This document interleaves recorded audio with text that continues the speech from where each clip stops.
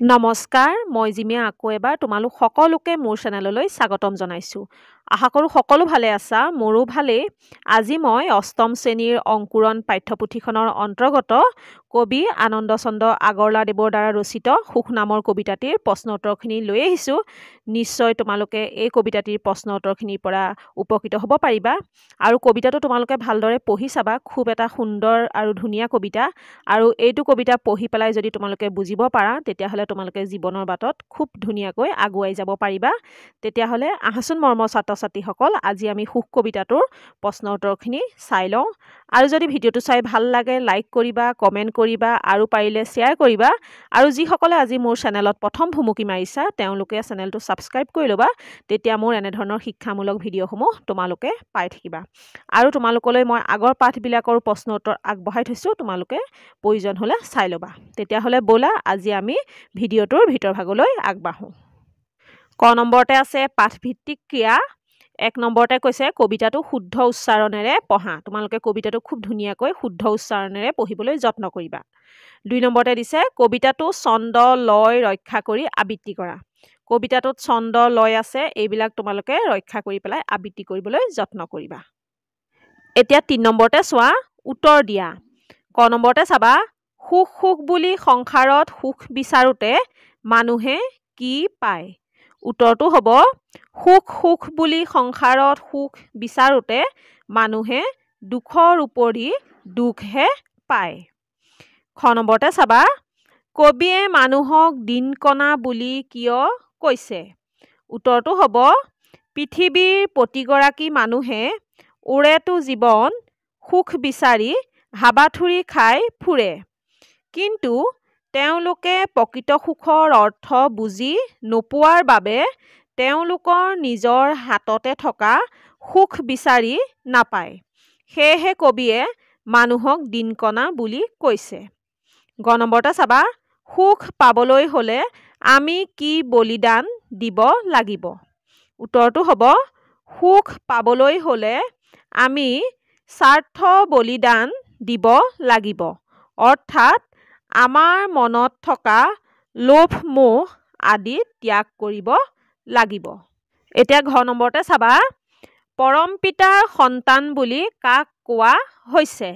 উত্তৰটো হ'ব, পৰম পিতাৰ সন্তান বুলি সকলো মানুহকে কোৱা হৈছে। ঙ নম্বৰতে চাবা, স্বাৰ্থৰ বাটত কিহে বিন্ধে বুলি কবিয়ে কৈছে? উত্তৰটো হ'ব, স্বাৰ্থৰ বাটত খোজেপতি হুলে বিন্ধে বুলি কৈছে। অৰ্থাৎ স্বাৰ্থৰ বাটত দুখ যন্ত্ৰণা আদিৰে ভৰি থাকে।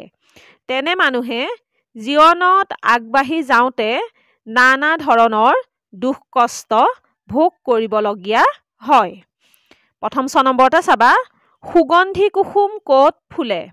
উত্তৰটো হ'ব, নিস্বাৰ্থৰ বাটত সুগন্ধি কুসুম ফুলে। অৰ্থাৎ যিবোৰ লোকৰ মনত কোনো ধৰণৰ স্বাৰ্থ নাথাকে, তেনে লোকে জীৱনৰ বাটত অতি সুন্দৰকৈ আগুৱাই যাব পাৰে। দ্বিতীয় 6 নম্বৰতে চাবা, জীৱনটো অকল নিজৰ নিমিত্তে নহয়, তেনেহ'লে কাৰ বাবে? উত্তৰটো হ'ব, জীৱনটো অকল নিজৰ নিমিত্তে নহয়, আমাৰ জীৱনটো আনৰ বাবেহে। আনৰ বাবে কাম কৰিব পাৰিলে সংসাৰখন সুখৰ ঠাই হৈ পৰিব। 11 নম্বৰতে চাবা, কি কৰিব পাৰিলে সংসাৰৰ পৰা দুখ নোহোৱা হ'ব? উত্তৰটো হ'ব, আনৰ দুখত দুখী আৰু আনৰ সুখত সুখী হ'ব পাৰিলে সংসাৰৰ পৰা দুখ নোহোৱা হ'ব। আনক যদি নিস্বাৰ্থভাৱে আপোন কৰিব পাৰি আৰু আনৰ কাৰণে যদি খাটিব পাৰি, তেন্তে সংসাৰৰ পৰা দুখ নোহোৱা হৈ সংসাৰখন সুখময় হৈ পৰিব। এতিয়া 4 নম্বৰতে চাবা, কবিতাটোৰ মূল ভাৱ নিজৰ কথাৰে লিখা। উত্তৰটো চাবা, সুখ কবিতাটোৰ কবি আনন্দ চন্দ্ৰ আগৰৱালাদেৱ। তেওঁ সুখ কবিতাটোৰ মাজেৰে সুখৰ প্ৰকৃত সংজ্ঞা দাঙি ধৰিছে। তেওঁ কৈছে, সুখ মূলতঃ মন বা শৰীৰত অনুভূত হোৱা তৃপ্তিকৰ অৱস্থা, মানসিক বা শাৰীৰিক সন্তুষ্টি। এই পৃথিৱীত মানুহে ওৰেটো জীৱন সুখৰ সন্ধান কৰে। সুখৰ অনুভূতিয়ে সকলোকে ৰোমাঞ্চিত কৰি তোলে। কিন্তু এই সুখৰ সূত্ৰ প্ৰত্যেকৰ বাবে বেলেগ বেলেগ হ'ব পাৰে। জীৱনৰ তাৎপৰ্য অনুধাৱন কৰা মানুহে জানে যে মানুহে প্ৰকৃত সুখ বিচাৰি ব্যাকুল হৈ থাকিলে নহ'ব। প্ৰকৃত সুখ পাবলৈ হ'লে স্বাৰ্থ ত্যাগ কৰিব পাৰিব লাগিব। মানুহে আনৰ দুখত দুখী আৰু আনৰ সুখত সুখী হ'ব পাৰিব লাগিব। মানুহে সংসাৰত সুখ লাভ কৰিবলৈ হ'লে আনৰ কাৰণে খাটিব লাগিব আৰু সকলোকে আপোন কৰি ল'ব পাৰিব লাগিব। পৃথিৱীত বাস কৰা সকলো মানুহেই হৈছে পৰম পিতাৰ সন্তান। পৃথিৱীখন হৈছে আমাৰ ঘৰ।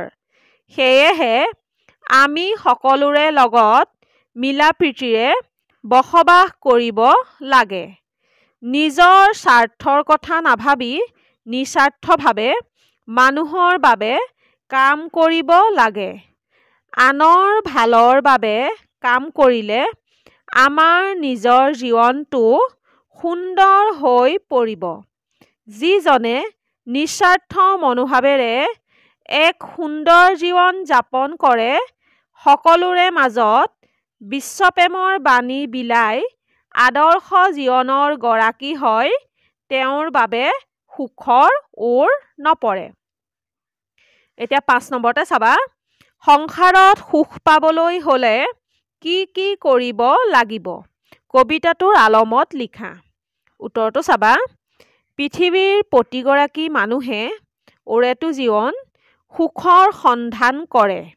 কিন্তু সুখ কি বস্তু তাক উপলব্ধি কৰিব নোৱাৰে। সুখৰ সূত্ৰ প্ৰত্যেকৰ বাবে বেলেগ বেলেগ হ'ব পাৰে। জীৱনৰ তাৎপৰ্য অনুধাৱন কৰা মানুহে জানে যে আনৰ সুখত সুখী আৰু আনৰ দুখত দুখী অনুভৱ কৰিব পাৰিলেহে প্ৰকৃত সুখৰ মুখ দেখাটো সম্ভৱ। মানৱ জীৱন কেৱল নিজৰ বাবে নহয়, আনৰ বাবে খাটিব পাৰিলে সংসাৰত সুখ পোৱা যায়। কবিয়েও কৈছে, পৰৰ কাৰণে কান্দিব জানিলে কান্দোনতো সুখ পায়।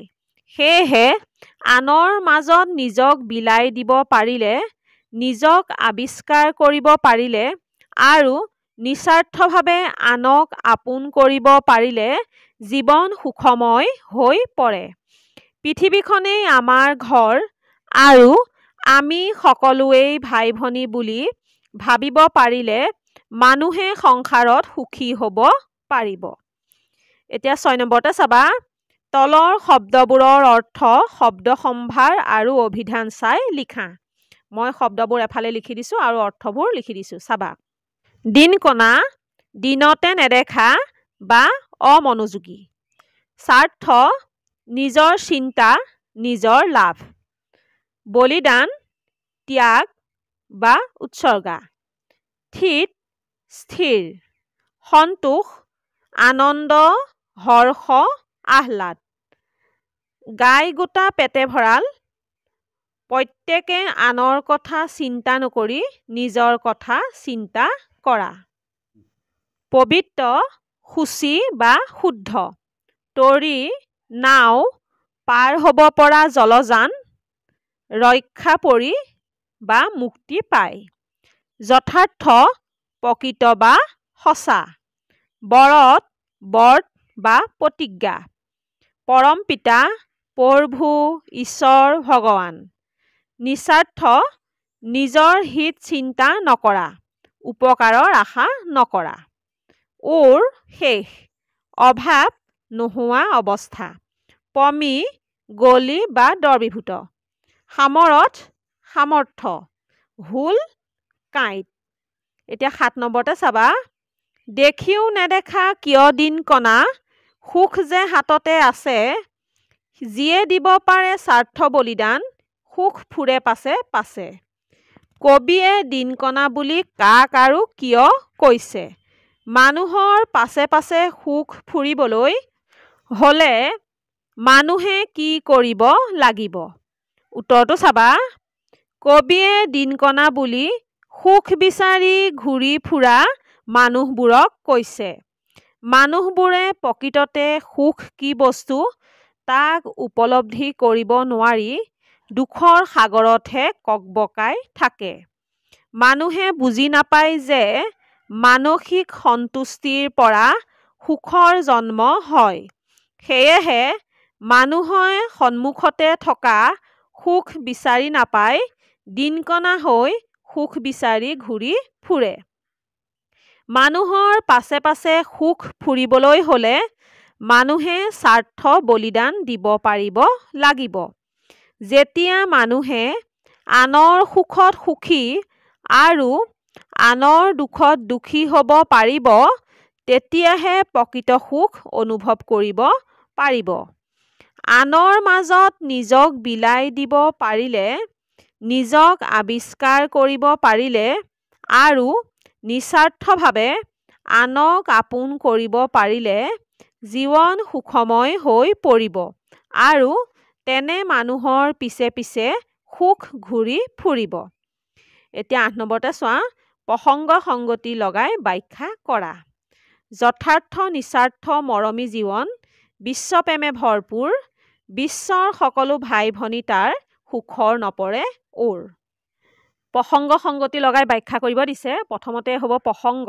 তাৰপিছত সংগতি তাৰপিছত ব্যাখ্যা এতিয়া প্ৰসংগটো চাবা উক্ত কবিতা ফাঁকি আমাৰ অংকুৰণ পাঠ্যপুথিৰ অন্তৰ্গত আনন্দ চন্দ্ৰ আগৰৱালাদেৱৰ দ্বাৰা ৰচিত সুখ নামৰ কবিতাটিৰ পৰা তুলি দিয়া হৈছে ব্যাখ্যা কৰাত এই প্ৰসংগটো লিখিবই লাগে আৰু এইটোত তোমালোকৰ পৰীক্ষাত ১ নম্বৰ থাকে তাৰপিছত এতিয়া সংগতিটো চাবা উক্ত কবিতা ফাঁকিত কবিয়ে বিশ্বৰ সকলোকে ভাই ভনী বুলি কৈছে আৰু সকলোৰে মাজত মৰম চেনেহ অটুট ৰাখিবলৈ কৈছে সংগতিটোত তোমালোকৰ বাক্য শাৰীয়ে কি কৈছে সেইখিনি কথাই লিখিব লাগে এতিয়া ব্যাখ্যাটো চাবা ব্যাখ্যাটোত আমি বহলকৈ সেই দফাটোৱেনো কি কৈছে সেইখিনি লিখিব লাগে এতিয়া চাবা ব্যাখ্যাটো সুখ হৈছে এক স্বৰ্গীয় অনুভূতি সুখৰ অনুভূতিয়ে সকলোকে ৰোমাঞ্চিত কৰি তোলে কিন্তু স্বাৰ্থপৰ লোকে এই অনুভূতি পাবলৈ সমৰ্থ নহয় স্বাৰ্থত্যাগীজনে গোটেই বিশ্বখনকে আপোন জ্ঞান কৰে আৰু তাৰ মাজতেই তেওঁ সুখ বিচাৰি পায় বিশ্বৰ সকলোকে তেওঁ আপোন ভাই ভনী বুলি ভাবে গতিকে বিশ্বৰ সকলো লোকৰ বাবে তেওঁৰ হৃদয় বিশ্বপ্ৰেমেৰে ভৰপূৰ হৈ থাকে তেওঁলোকে নিস্বাৰ্থভাৱে আনৰ বাবে কাম কৰিব পাৰে বাবে তেওঁলোকৰ জীৱনটো সুখময় হৈ পৰে আৰু সুখে তেওঁলোকক অহৰহ খেদি ফুৰে এতিয়া ৯ নম্বৰতে চাবা বাক্য ৰচনা কৰা স্বাৰ্থ বলিদান যিজনে স্বাৰ্থ বলিদান দিব পাৰে তেওঁৰ পাছে পাছে সুখ ঘূৰি ফুৰে সুগন্ধি শেৱালি ফুলজোপাৰ সুগন্ধি সকলো ফালে বিয়পি পৰিছে সেন্দুৰীয়া নিস্বাৰ্থ লোকে সেন্দুৰীয়া আলিয়েদি জীৱনৰ বাটত আগুৱাই যাব পাৰে ভৰপূৰ স্বাৰ্থপৰ লোকৰ জীৱনটো দুখ কষ্টৰে ভৰপূৰ হৈ থাকে দিনকণা দিনকণা মানুহে সন্মুখত থকা সুখখিনিও দেখি নাপায় এতিয়া ১০ নম্বৰতে চাবা কবিতাটোত থকা জুৰীয়া শব্দকেইটা বিচাৰি উলিয়াই বাক্য সাজা উত্তৰটো চাবা কবিতাটোত থকা জুৰীয়া শব্দকেইটা হ'ল আৰু তাৰে মই বাক্য বনাই দিছোঁ চাবা শক্তি সামৰ্থ মানুহে শক্তি সামৰ্থ অনুযায়ী আনক সহায় কৰিব লাগে নৰনাৰী পৃথিৱীত যিমান নৰনাৰী আছে সকলো পৰম পিতাৰ সন্তান গাই গোটা মানুহে গাই গোটা পেটে ভঁৰাল হৈ চলিব নালাগে অৰ্থাৎ মানুহে অকল নিজৰ কাৰণে ভাবিব নালাগে সুখ দুখ মানুহৰ জীৱনটো সুখ দুখেৰে ভৰা ভাই ভনী বিশ্বৰ সকলোকে আমি নিজৰ ভাই ভনীৰ দৰে ব্যৱহাৰ কৰিব লাগে 11 নম্বৰতে চাবা কবিতাটোত থকা সন্তান শব্দটোৱে উভয়লিংগ বুজাইছে এনে শব্দৰ পুলিংগ আৰু স্ত্ৰীলিংগ বুজাবলৈ ক্ৰমে কন্যা আৰু পুত্ৰ শব্দ ব্যৱহাৰ কৰা হয় যেনে কন্যা সন্তান পুত্ৰ সন্তান মানে আমি যেতিয়া লিংগটো মতা নে মাইকী এটো ধৰিব নোৱাৰো হেতুক উভয়লিংগ বুলি কোৱা হয় আৰু এই উভয়লিংগ হৈ থাকিলে আমি এইদৰে তোমালোকক পুলিংগ স্ত্ৰীলিংগ কৰিব পাৰো ঠিক সেইদৰে কিছুমান শব্দৰ লিংগ পৰিৱৰ্তন কৰিবলৈ হলে মতা মাইকী শব্দ ব্যৱহাৰ কৰা হয় যেনে মতা মানুহ মাইকী মানুহ মানুহ বুলি ক'লেতো আমাৰ এটো উভয়লিংগ হ'ব আমি পুলিংগ নে স্ত্ৰীলিংগ ধৰিব নোৱাৰিম সেইকাৰণে আমি মানুহৰ আগত যদি মতা লগাই দিওঁ তেতিয়া মতা মানুহ পুলিংগ হ'ব আৰু স্ত্ৰীলিংগত মাইকী মানুহ হ'ব একেদৰে তোমালোকক তলৰ শব্দবোৰৰ লিংগ পৰিৱৰ্তন কৰিব দিছে ইয়াত দিছে হাতী মানুহ মহ ছাগলী কুকুৰা একেটা আমাৰ উভয়লিংগত আছে এয়া আমি মতা আৰু মাইকী লগাই পেলাই পুলিংগ স্ত্ৰীলিংগ কৰিব লাগিব এতিয়া মই তোমালোকলৈ একেটা কৰি আনিছো চাবা তোমালোকে আমি মতা আৰু মাইকী লগাই দিলো পুলিংগত হৈ গল মতা হাতী স্ত্ৰীলিংগত হৈ গল মাইকী হাতী ঠিক একেদৰে মতা মানুহ মাইকী মানুহ মতা মহ মাইকী মহ মতা ছাগলী মাইকী ছাগলী মতা কুকুৰা মাইকী কুকুৰা এতিয়া 12 নম্বৰতে চাবা নিস্বাৰ্থৰ বাট সেন্দুৰীয়া আলি সুগন্ধি কুসুম ফুলে সেন্দুৰ শব্দটোত ইয়া প্ৰত্যয় যোগ হৈ সেন্দুৰীয়া হৈছে যেনে সেন্দুৰ যোগ ইয়া সমান সেন্দুৰীয়া এই দীঘৰিকাৰডাল আমাৰ দীঘই হৈ গল এটো ইয়া প্ৰত্যয় যোগ হৈছে ঠিক একেদৰে তোমালোকক তলৰ শব্দ কেইটাৰো প্ৰত্যয় ভাঙি দেখুৱাব দিছে আৰু কুটেই কিটাতে তোমালোকৰ ইয়া প্ৰত্যয়ে যোগ হৈছে মই তোমালোকলৈ ভাঙি লৈ আহিছো তোমালোকে চাবা সেন্দুৰীয়া সেন্দুৰ যোগ ইয়া ঠিক একেদৰে ঢুলিয়া এটো ঢোল হৈ গল ঢোল যোগ ইয়া ধত কিন্তু হচৌকাৰ দিলে তোমালোকৰ ভুল হ'ব ধত ওকাৰ দিব লাগিব ঢোল যোগ ইয়া তেলিয়া তেল যোগ ইয়া কপতিয়া কপত যোগ ইয়া পাহাৰীয়া পাহাৰ যোগ ইয়া সেউজীয়া সেউজ যোগ ইয়া নগৰীয়া নগৰ যোগ ইয়া এতিয়া 13 নম্বৰতে চাবা তলৰ সৰল বাক্যবোৰ যৌগিক বাক্যলৈ পৰিৱৰ্তন কৰা এটো বাক্য পৰিৱৰ্তন তোমালোকক মই থৰতে কৈ থওঁ বাক্য তিনি প্ৰকাৰৰ সৰল বাক্য জটিল বা মিশ্ৰ বাক্য আৰু যৌগিক বাক্য মই ইয়াৰ কাৰণে এটা ভিডিও তোমালোকলৈ আগবঢ়াই থৈছো আগতে তোমালোকে যদি ভালকৈ জানিব ইচ্ছা আছে সেইটো ভিডিও তোমালোকে চাই লবা এতিয়া উদাহৰণটো চাবা সৰল বাক্য মনিয়ে ভাত খাই স্কুললৈ গ'ল এটা যৌগিক বাক্যত হ'ব মনিয়ে ভাত খালে আৰু স্কুললৈ গ'ল এতিয়া 1 নম্বৰতে দিছে সঁচা কথা ক'লে সকলোৱে মৰম কৰিব এটো সৰল বাক্যত আছে আমি এটা যৌগিক বাক্যলৈ নিব লাগিব চাবা যদি সঁচা কথা কোৱা তেতিয়া সকলোৱে মৰম কৰিব এতিয়া 2 নম্বৰটো চাবা ব্যায়াম নকৰিলে স্বাস্থ্য ভালে নাথাকিব যৌগিক বাক্যত হ'ব যদি ব্যায়াম নকৰা তেতিয়া হলে স্বাস্থ্য ভালে নাথাকিব 3 নম্বৰতে চাবা পৰীক্ষাত প্ৰথম হোৱা বাবে প্ৰমোদক সকলোৱে ভাল পাইছিল এটা যৌগিক বাক্যত হ'ব প্ৰমোদ পৰীক্ষাত প্ৰথম হৈছিল আৰু সেইবাবে তাক সকলোৱে ভাল পাইছিল এটা 4 নম্বৰতে চাবা ৰবি নাহিল শ্যামল নাহিল যৌগিক বাক্যত হ'ব ৰবি নাহিল কিন্তু শ্যামল নাহিল 5 নম্বৰতে চাবা খেলুৱৈ দলটোৱে জিৰণিলৈ উঠি খেলপথাৰত নামিল যৌগিক বাক্যত হ'ব খেলুৱৈ দলটোৱে জিৰণি ললে আৰু তাৰ পিছত খেলপথাৰত নামিল নিশ্চয় তোমালোকে অলপ হলেও বুজি পাইছা মৰমৰ ছাত্ৰ ছাত্ৰীসকল ইয়াৰ লগে লগে আজি আমাৰ সুখ নামৰ কবিতাটিৰ প্ৰশ্ন উত্তৰখিনি শেষ হৈছে মই ভাবো নিশ্চয় তোমালোকে বুজিব পাৰিছা আৰু উপকৃত হ'ব পাৰিবা তেতিয়া হলে আজিৰ ভিডিওটো এখিনতে সামৰণি মাৰো আজিৰ ভিডিও চোৱা সকলোলৈকে মোৰ ফালৰ পৰা বহুত বহুত ধন্যবাদ জনাই আজিৰ ভিডিওটো সামৰণি মাৰিছো ধন্যবাদ